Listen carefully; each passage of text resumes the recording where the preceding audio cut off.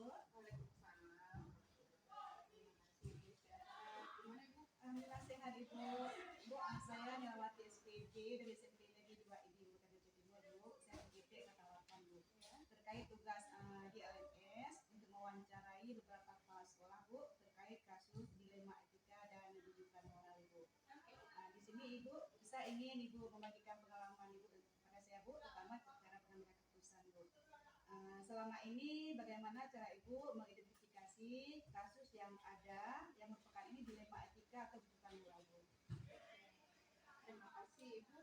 Kalau bicara pengambilan keputusan, kalau di sekolah kan kasus banyak aja ya. Banyak aja, selalu banyak aja kasus. Tapi intinya gini, pada saat kita ketemu suatu masalah, kita lihat dulu masalahnya apa, permasalahannya itu apa, sumber masalahnya apa. Jadi diidentifikasi dulu masalahnya. Kemudian dalam penyelesaian masalah kita nggak bisa juga bertindak sendiri. Maksudnya pengambilan keputusan tidak bisa sendiri karena yang namanya sekolah adalah sistem, namanya sekolah adalah keluarga. Jadi ada kerjasama dengan wakil, ada kerjasama dengan guru tergantung masalahnya. Kalau masalahnya terkait dengan etika moral kita mengarahkan guru kemana yang lebih baik, yang sesuai dengan peraturan. Karena di sekolah itu kan ada namanya kita tunduk pada undang-undang, peraturan, ya, perilakunya ya tuntutannya kepada peraturan tersebut. Tapi berkaitan dengan benar salahnya tindakan seorang guru ya kita mudah, lebih mudah dalam penyelesaian masalah. Tapi kalau udah terkait mana yang memilih antara dua pilihan sama-sama benar, ya kita lihat mana yang risikonya paling kecil dalam penyelesaian. Jadi apabila ada solusi itu yang bagus dua-dua, mana yang imbasnya lebih kecil, mana yang dampak negatifnya lebih kecil setelah kita berkompromi dengan tugas sekolah. Gitu kan. Tapi kita lihat dulu Bu ya, mana yang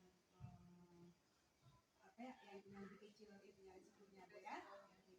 Kemudian Bu, selama ini Ibu menjalankan pengambilan keputusan sekolah, terutama untuk kasus yang di mana ada dua kepentingan yang sama-sama baik Ibu ya, sama-sama menilai kepentingan.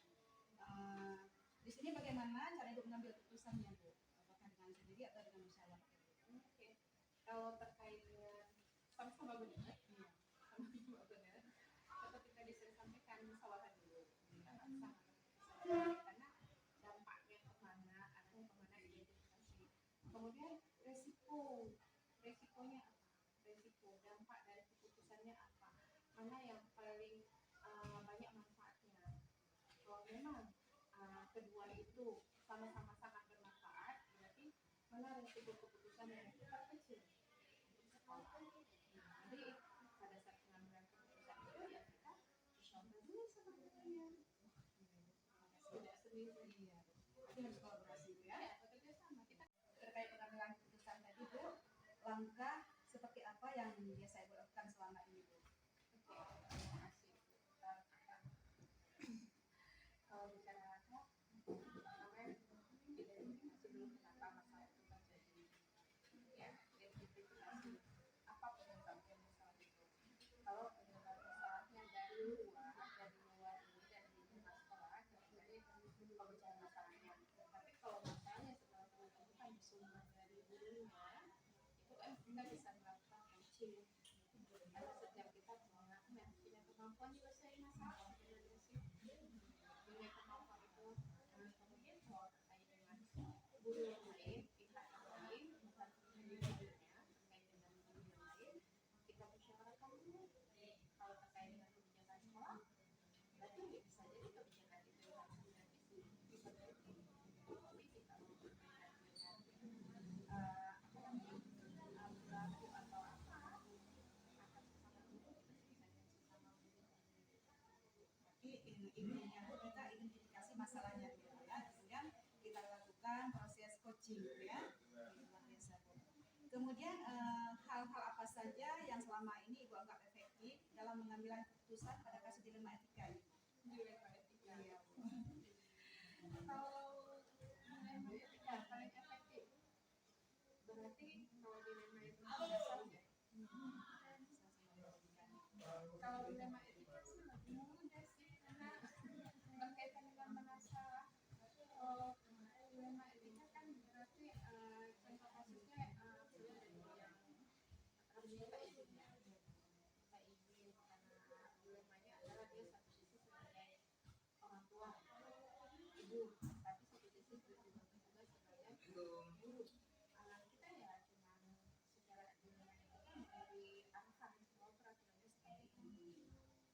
aturannya seperti ini, libur ada seperti kan punya hak untuk apa namanya, untuk cuti atau untuk ada hak lah di situ.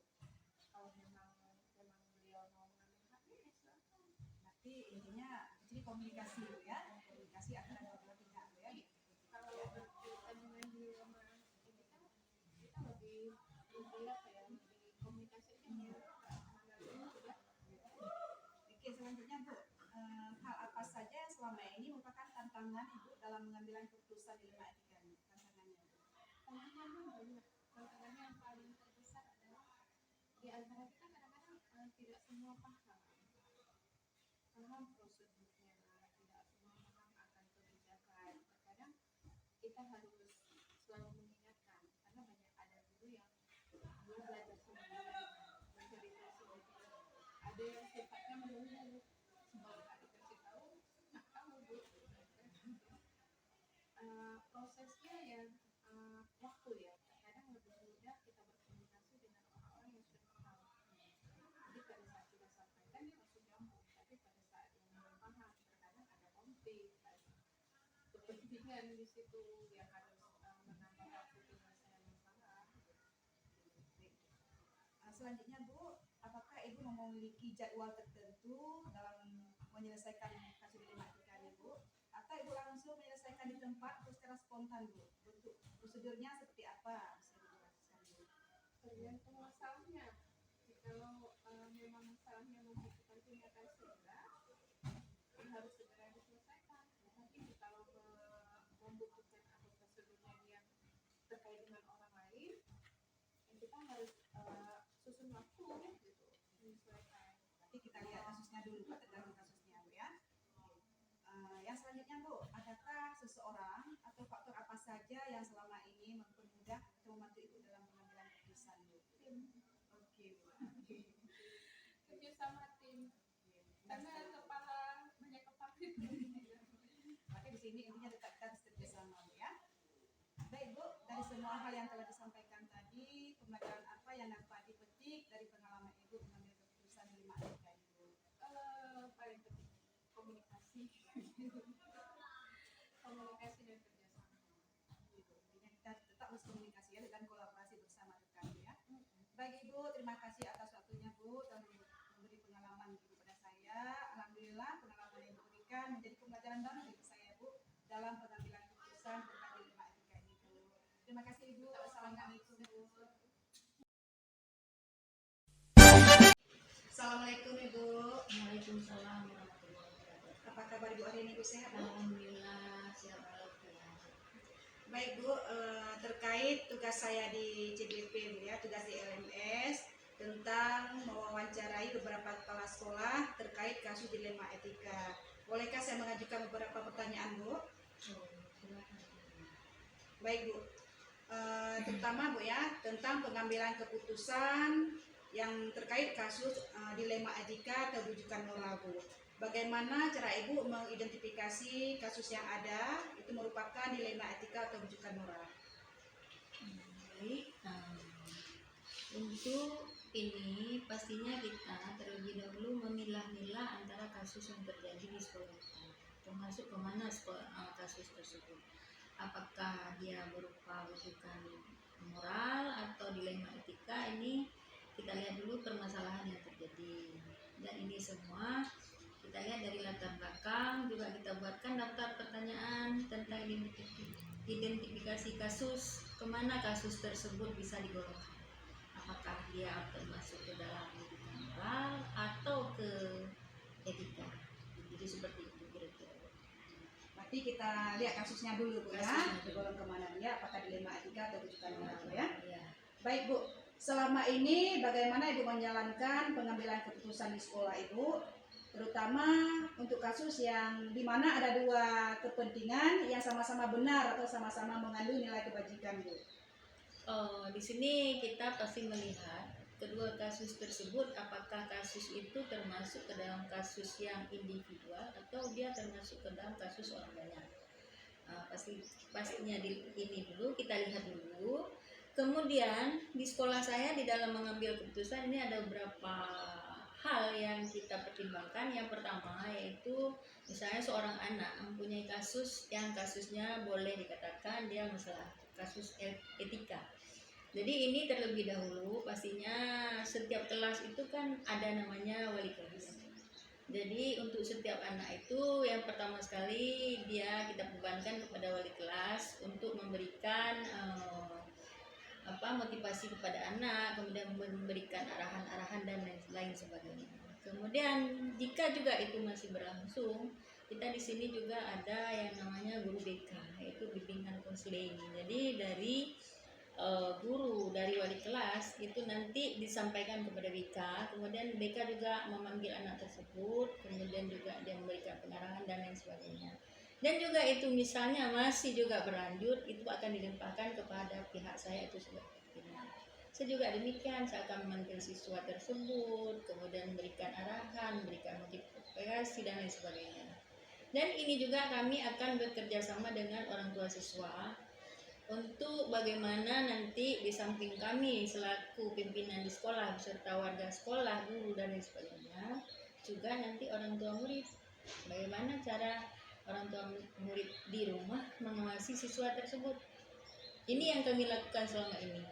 Dan kalau juga masih itu berlanjut, kami akan mengadakan musyawarah dengan guru, dengan wali kelas, dengan guru BK untuk mengambil suatu keputusan. Apa yang akan kami lakukan? Apakah siswa tersebut akan diberikan skorsing dan lain sebagainya? Kira-kira seperti itu. Oke, baik Bu. Berarti intinya di sini harus ada kolaborasi Bu ya, Iya. kerjasama. Itu kalau kasusnya dengan murid, berarti dengan wali kelas, kemudian dengan guru BK, dengan wali dari siswa tersebut, kemudian dengan guru yang lain Bu ya. Berarti intinya kolaborasi Bu ya. Ya. Selanjutnya Bu, langkah atau prosedur seperti apa yang biasa Ibu lakukan selama ini Bu dalam pengambilan keputusan? Untuk mengambil keputusan yang seperti saya sampaikan tadi, kita di sini kan artinya di satuan pendidikan di sini kita ada namanya guru di sini. Jadi kita di sini berkolaborasi untuk mengambil suatu kebijakan atau keputusan. Jadi jika ada sesuatu persoalan yang terjadi kepada peserta didik kita di sini, pastinya kalau persoalan itu kecil, pastinya sudah selesai. Dan kalau persoalan itu besar, artinya di sini kita akan memanggil semua staf yang ada di sekolah kita ini, baik itu guru BK, wali kelas dan lain sebagainya. Kemudian di sini kami duduk berembuk musyawarah dengan apa yang terjadi di sekolah kita tentang siswa tersebut. Kemudian bagaimana mencari solusi di sini, artinya kami selalu mengadakan musyawarah untuk mengambil suatu keputusan. Jadi seperti itu. Ya, berarti intinya kita adakan musyawarah Bu ya, untuk pengambilan keputusan, karena itu bersama ya Bu. Oke, selanjutnya Bu, hal-hal apa saja yang selama ini Ibu anggap efektif dalam pengambilan keputusan pada kasus dilema etika Bu? Di sini kita akan melihat persoalan yang timbul. Kalau persoalan itu bisa kita anggap ringan dan kecil, mungkin itu bisa kita selesaikan dengan cara misalnya kita memanggil siswa tersebut, memberikan arahan, memberikan motivasi bagaimana dia menjadi siswa yang baik, mungkin itu sudah selesai. Dan kemudian kalau ada persoalan yang mungkin agak lebih besar dan persoalan itu mungkin kami buat satu kebijakan atau membangun satu kebijaksanaan dengan persoalan yang ada, masalah yang terjadi. Itu seperti itu. Baik Bu, luar biasa Bu ya. Bu, hal-hal apa saja yang selama ini Ibu anggap efektif dalam pengambilan keputusan pada kasus dilema etika Bu? Di sini kita akan melihat persoalan yang timbul. Kalau persoalan itu bisa kita anggap ringan dan kecil, mungkin itu bisa kita selesaikan dengan cara misalnya kita memanggil siswa tersebut, memberikan arahan, memberikan motivasi bagaimana dia menjadi siswa yang baik, mungkin itu sudah selesai. Dan kemudian kalau ada persoalan yang mungkin agak lebih besar dan persoalan itu mungkin kami buat satu kebijakan atau membangun satu kebijaksanaan dengan persoalan yang ada, masalah yang terjadi. Itu seperti itu. Baik Bu, luar biasa Bu ya. Selanjutnya Bu, hal apa saja yang selama ini yang menjadi tantangan dalam pengambilan keputusan yang terhadap kasus dilema etika Bu? Eh, ini yang sulit Bu, ya, karena di sini untuk setiap orang kan punya pandangan dan wawasan yang berbeda. Mungkin keputusan yang kita ambil mungkin saja bertentangan dengan wawasan yang beliau yang kita ambil keputusan. Misalnya seorang siswa yang melakukan suatu etika yang melanggar, mungkin di dalam kita mengambil satu kebijakan orang tuanya kurang menerima. Jadi itulah yang terjadi kadang-kadang. Ini juga membuat kita itu merasa berlapang dada karena semua orang kan tidak punya pemikiran yang sama. Jadi ini kita anggap saja bahwa untuk setiap orang kan punya pemikiran yang masing-masing. Jadi walaupun itulah yang mungkin dilema yang terjadi karena kurang terimanya atau bagaimana, jadi seperti itu. Ya Bu, ini karena berhubungan dengan orang banyak Bu ya. Ya, Jadi agak sulit kita mengambil keputusannya, tapi ini harus kita lakukan juga. harus kita Selanjutnya Bu, apakah Ibu memiliki jadwal tertentu dalam sebuah penyelesaian kasus dilema etika? Apakah Ibu langsung menyelesaikan di tempat secara spontan atau memiliki sebuah jadwal yang khusus untuk menyelesaikan dilema tersebut Ibu? Terkait bentuk atau prosedur seperti apa yang Ibu jalankan Bu? ini kita lihat dulu dilema etika yang seperti apa. Ada yang bisa kita lakukan secara spontan, ada yang kita lakukan maksudnya dengan waktu tertentu. Misalnya kita yang spontan, misalnya anak melakukan satu pelanggaran dan lain sebagainya, ini pastinya kita lakukan secara spontan, kita panggil anaknya, kita beri kearahan bahwa yang dilakukan itu salah. Kemudian kalau kasusnya lebih berat lagi, pastinya kita harus ada jadwal. Nah, seperti yang saya sampaikan tadi, ini misalnya untuk si anak ini setelah ada proses dengan wali kelas, dengan guru BK, kemudian dengan saya pastinya ada satu jadwal yang saya buat.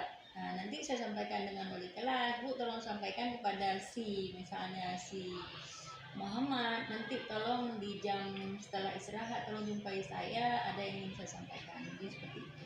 Begitu juga dengan orang tua siswa. Jadi kita ada jadwal yang tertentu yang kita panggil orang tuanya untuk menghadap kita di sekolah pada hari apa dan tanggal. Nah, jadi seperti itu. Jadi ada dua, ada yang spontan, ada yang terjadwal. Berarti intinya kita klasifikasikan dulu, kita lihat dulu kasusnya bagaimana, Kasusnya. ya, tergantung kasusnya Bu ya. Tergantung kasus. Ya, ada yang spontan, ada Kalau yang kasusnya kasusnya masih sederhana dan kecil, mungkin itu bisa kita selesaikan secara spontan. Iya Bu, ya. Selanjutnya Bu, adakah seseorang atau faktor-faktor apa saja yang selama ini mempermudah atau membantu Ibu dalam mengambil keputusan dalam kasus dilema etika ini Bu? Di sini Bu, namanya kita sekolah, kita kan punya stakeholder di sini.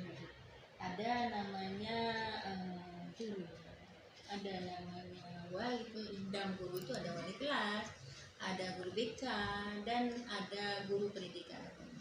Dan untuk guru pendidikan agama ini sangatlah berperan penting di dalam menyelesaikan etika yang dilakukan siswa. Karena menurut saya dengan memberikan pandangan-pandangan tentang keagamaan, apalagi kita di sini siswa kita 100% beragama Islam dan Muslim, otomatis dengan pendekatan agama mereka itu lebih paham dan lebih memahami yang kita sampaikan akan lebih mereka seperti itu.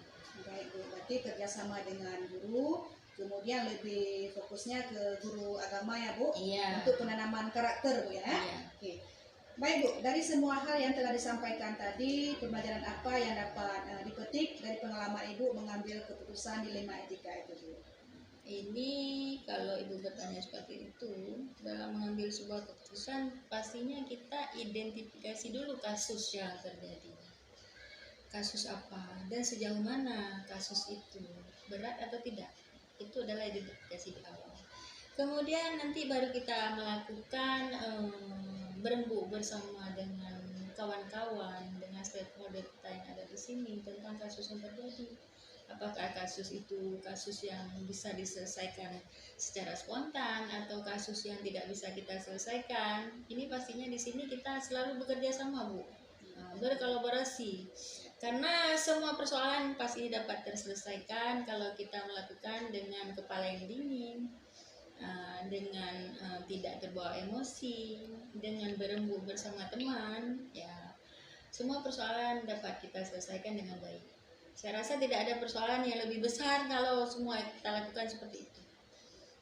Jadi seperti itu. Jadi kira-kira Luar biasa Ibu. Terima kasih Ibu telah membagi pengalaman Ibu tentang pengambilan keputusan. Mudah-mudahan kedepannya pengalaman yang Ibu berikan ke saya menjadi pembelajaran yang sangat berharga bagi saya Bu. Ya. Terima kasih Bu atas waktunya Bu. Ya. Assalamualaikum warahmatullahi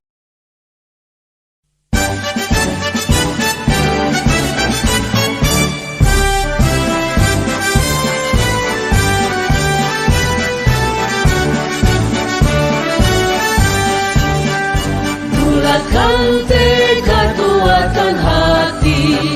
Negeri ini memanggilmu kawan. Belajar bergerak berbagi untuk negeri. Guru penggerak